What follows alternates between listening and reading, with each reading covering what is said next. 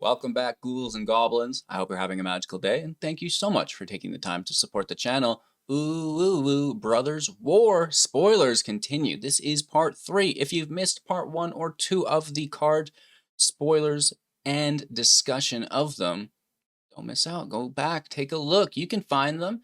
Today, we have October 31st all the way up to November 2nd, halfway through November 3rd. Currently sitting at 215 out of 287 cards revealed. So we're getting really, really close. The discovery phase of the set as a whole, the different archetypes is coming to a close. We're now beginning to start that process of deck building for standard and that theory crafting, right? So stay tuned for more on that. This Sunday, we'll have a members only exclusive stream on that theory crafting, right? We're going to cement some actual deck lists for the very first time for Brothers War, which is super exciting. So become a YouTube member today. Make sure to like, comment, and subscribe to the channel, of course, as always. And let's take a look at some of the new cards. Here we are, and we've left off within last video at Thopter Mechanic. Today, starting off with Machine over Matter. For 2 mana at instant speed, the spell will cost 1 less to cast if you control an artifact creature. Should be, very easy to accomplish in the meta to return target non-land permanent to its owner's hand. Not bad. Fading Hope for 1, Unsummon for 1. This is fine and dandy, but it's creature. It's not non-land permanent. This is very nice. It can be your own. It can be theirs. Going to be a very versatile spell, especially, like I said, if you get that artifact creature in play. Casting this for 1, really looking forward to that. Brothers War Commander land, and then we are into some new cards here. So the Alloy Animist for 1 is a 1/1. We can pay 3 until end of turn. Target non-creature artifact you control becomes a 4/4 artifact creature. Pretty decent, not too shabby. The Zephyr Sentinel for 2 is a 2/1 with flash and flying. Whenever the Zephyr Sentinel enters the battlefield, return up to 1 target creature you control to its owner's hand. If it was a soldier, put a +1/+1 counter on the Sentinel. Now, let me tell you what. The Azorius Soldiers is being pushed like Dimir Rogues, and I am nervous. Holy Toledo's, I'm scared, dude. Like, we have to play in this meta. Yeah, sure, it's fantastic. It comes out, and people are like, oh, I made the coolest Azorius or Bant Soldiers deck. It slaps. But you know what's not cool is the 3 months preceding that, or following, I should say, not preceding. Oh, it's gonna be brutal. Like that's how bad it is. It gets me all confused, So soldiers, you just like maybe can we just ignore them, everyone? Can we just all make like a pact to not play with the soldier deck? Moving on, Union of the Third Path for 3 instant speed, draw a card, and then you gain life equal to the number of cards in your hand. Decent. We love gaining life, especially at instant speed against a more aggressive meta. And then, just gaining 1, 2, 3 life is one thing. Gaining 5, 6, 7 life, that is a definite other thing. Moving on, we're going to have to go in for a little closer look here. We have the Platoon Dispensary at 4/6 artifact for 5. At the beginning of your end step, if you control 2 or more other creatures, draw a card. That is very, very good. Pay 3, create a 1/1 colorless artifact soldier creature token, unearth for 4 mana. Yeah, that's a card. We like it. Platoon Dispensary, I believe you'll be seeing a lot more of that. Moving on here to the Steel Seraph. This is a 6 mana 5/4 with flying, and at the beginning of combat on your turn, target creature you control gains your choice of flying, vigilance, or lifelink until the end of turn. It has prototype for 3 coming in instead of a 5/4 as a 3/3. Again, this is a fantastic card. It's also an angel, which I really do enjoy. Continuing on through the Gixian Puppeteer. This is a 4/3 for 4 mana, creature Phyrexian Warlock, and whenever you draw your second card each turn, each opponent loses 2 life, and you gain 2 life. When Gixian Puppeteer dies, return another target creature card with mana value 3 or less from your graveyard to the battlefield. Okay, this just screams to me Braid's Arisen Nightmare. Because you're going to sack something, they're going to be forced to sacrifice something. If they don't, you draw a card. Now they're losing life. You know what I mean? So, this as a 4-drop, a follow-up to Braid's Arisen Nightmare, I think is going to be fantastic. Moving on, we have the Great Desert Surveyor. This is a human artificer for 5, screaming to us that it's a limited card. When Great Desert Surveyor enters the battlefield, create a tapped Powerstone for each other creature you control. Oh, wow. That's actually an interesting ability.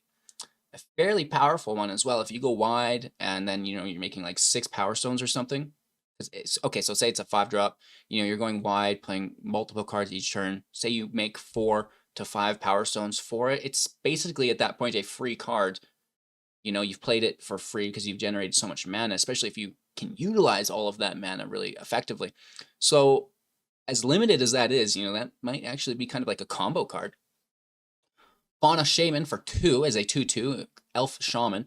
We can pay 1, tap it, discard a creature card, search your library for a creature card, reveal it, put it into your hand, then shuffle. This is very, very good. A great card in the Elf deck as well. It's nice to see. I wonder if we have some Goblin and Merfolk support as well. Maybe even, some other tribes. Junkyard Genius for 3 is a 2/2, and when a Junkyard Genius enters the battlefield, create a tapped Power Stone. Pay 3, sacrifice another creature or artifact until end of turn. Other creatures you control get +1/+0 and gain menace and haste. So that's actually fairly interesting. Really good for the aggro decks. They're going to need to be double blocked now. Plus the haste is decent as well as the increased power.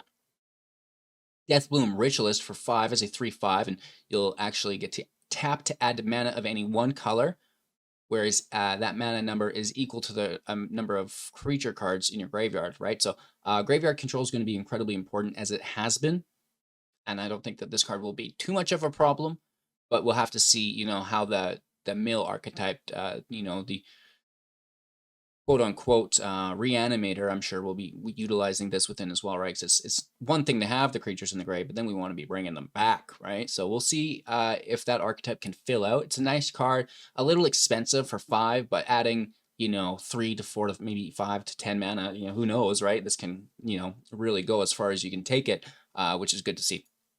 So for 2 mana plus X, we have Awaken the Woods, sorcery speed, create X 1/1 green forest dryad land creature token. So positives here is the massive ramp spell. These forests will be able to tap for land.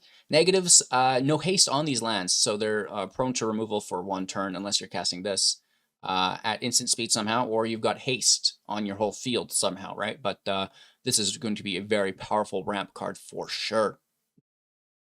Draconic Destiny for 3. Enchant creature. Enchanted creature gets +1/+1, has flying, haste, and pay 1. This creature gets +1/+0 until the end of turn. Now, this is a repeatable ability, so you can dump all of your excess mana into it. It's going to be a dragon in addition to its other types, and when enchanted creature dies, return Draconic Destiny to its owner's hand.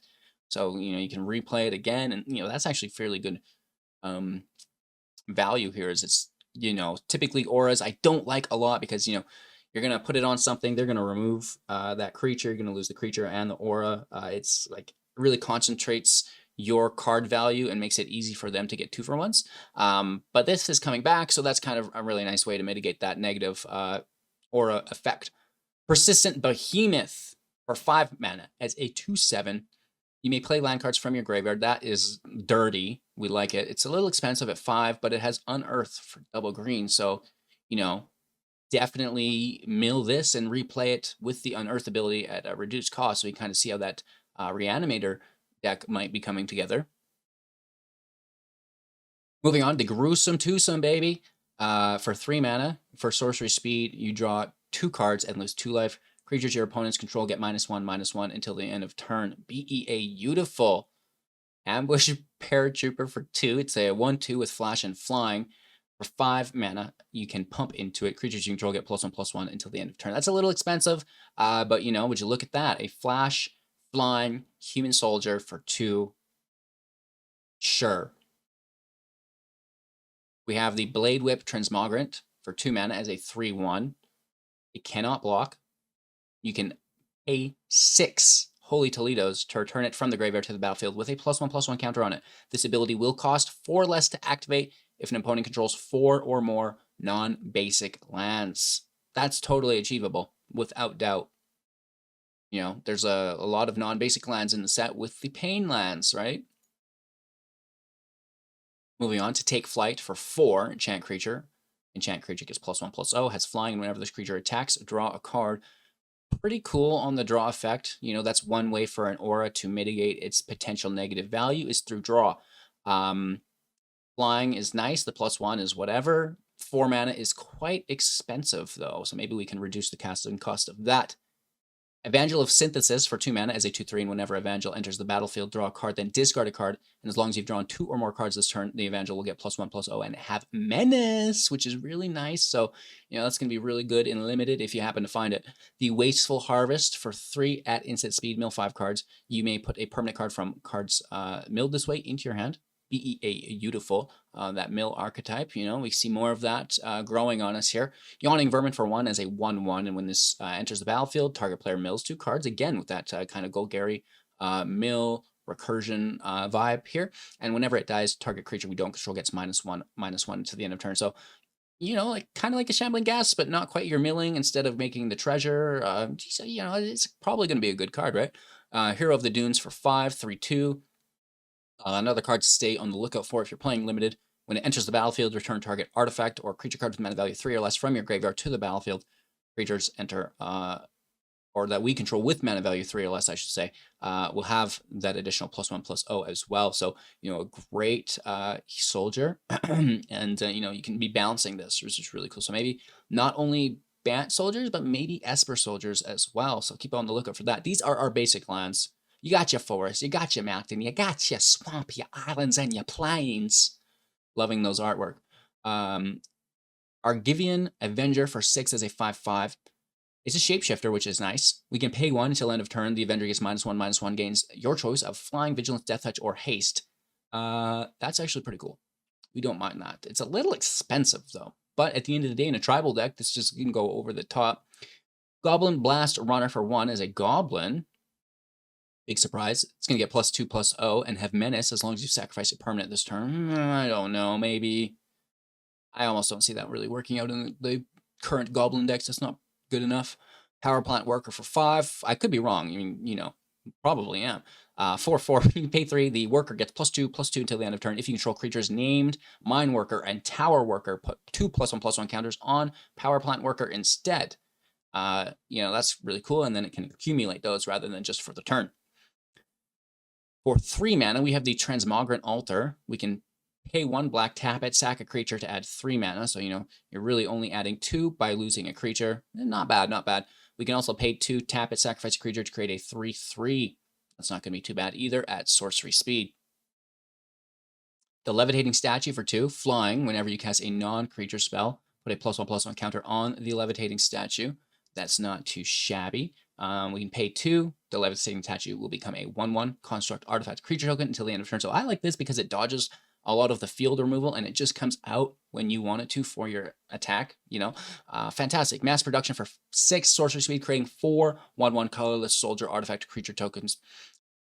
Sure. In what world do I want to do that for 6 mana? I mean, maybe, but not at sorcery speed. Come on, how easy that is to counter.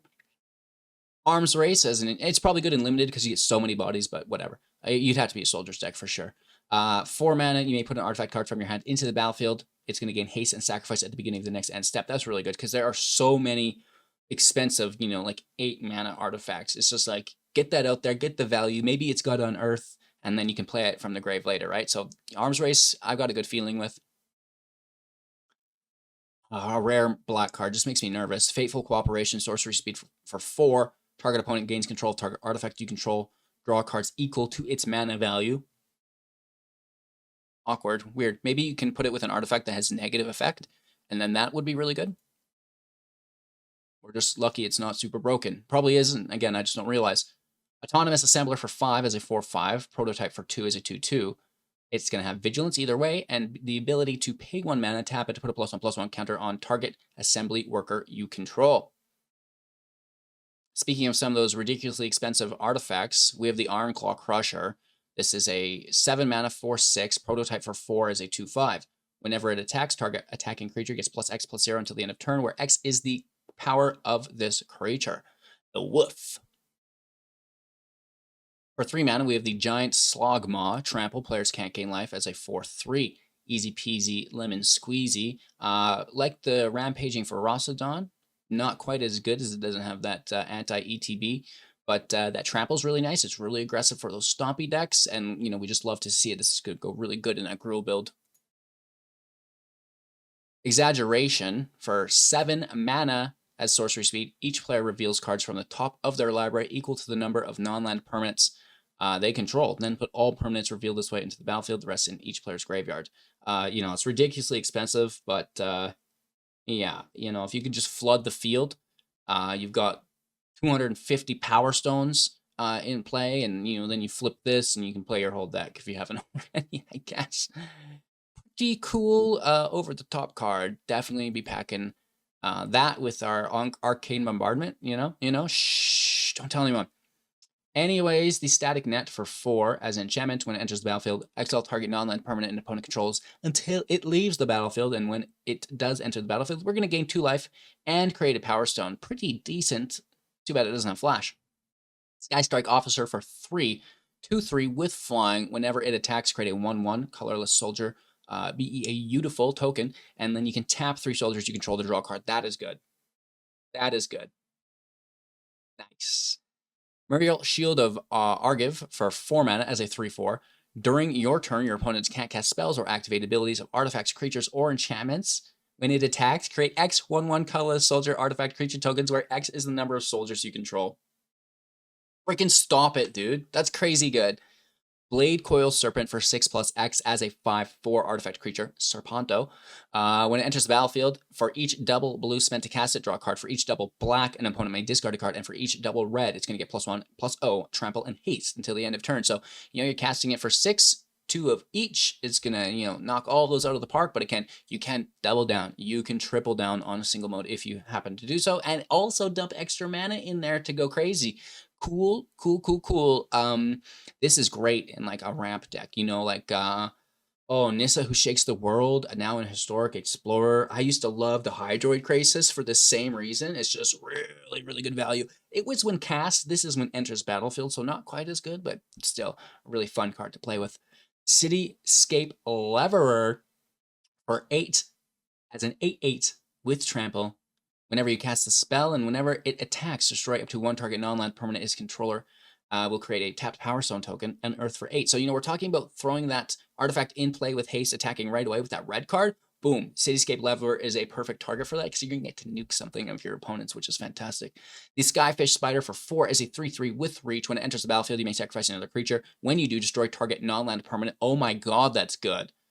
When Skyfish Spider dies, you may gain 1 life for each creature card in your graveyard. If you do, exile it from your graveyard. Holy Toledos. When it enters the battlefield, sacrifice another creature. When you do, destroy non-land permanent. Sure. Power Stone Engineer for 2, 2/1. When it dies, create a Power Stone. Fantastic. Maybe that's what I'll sacrifice. Misery Shadow for 2. Uh-oh. This is actually quite scary. A 2/2, and if a creature an opponent controls would die, exile it instead.